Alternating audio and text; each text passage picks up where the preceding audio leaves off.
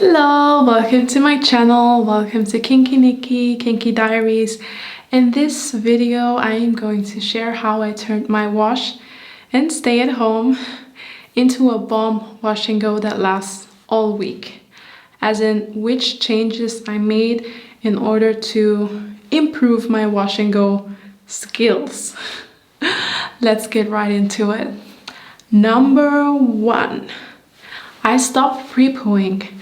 Prepooing with oil loads up the hair strand with an almost impenetrable oil film, preventing water hydration from entering the hair.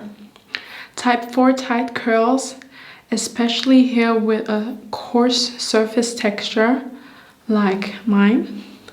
That means your hair naturally feels rough to the touch. Some Caucasian hairstylist once said that my hair felt like an uneven kind of wood surface. That kind of hair is naturally dry, so you need all the moisture you can get. You don't want to block any moisture out. Number 2, I stopped sealing my hair with oil. No more LCO, LOC methods. Oil isn't bad per se, but the misuse of it is what's the problem. When stylists, and yes, some stylists do use oil, they usually add a drop or two for the entire head of hair, only created a very light oil film. But if you don't know how much to apply, or just think 2 drops are way too little, just stay away from raw oils. Number 3, I condition and style my hair on soaking, supping, wet hair. And sometimes I even add a little bit of more oil during the conditioning step. I always add oil during the did I say oil? I meant water. The extra water helps your hair form the curls with minimal frizz. As in soaking wet hair, during the conditioning step, I sometimes even add more water if my hair isn't wet enough. And during the styling step, I always add more water for it to weigh my curls down a little bit more, for the product to sup in some water to define my curls. Well, a little frizz is still going to be there, but with every time you do your wash and go, you get less frizz every time while you perfect your technique. And with every time you do your wash and go, more and more water can get into the hair strand.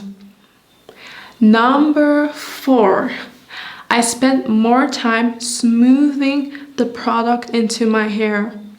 How long and how much you need to smooth your hair is dependent on your hair's surface texture, meaning how rough or soft it naturally feels, and your hair's porosity. And after smoothing, I take smaller section. After smoothing the styling products, I take smaller sections and rake through my hair. You can also use the shingling method. That is the styling part. Number 5, last but not least, I use a hooded dryer to dry my hair and not a bonnet dryer, because bonnet dryers touch the hair and mess up the hairstyle.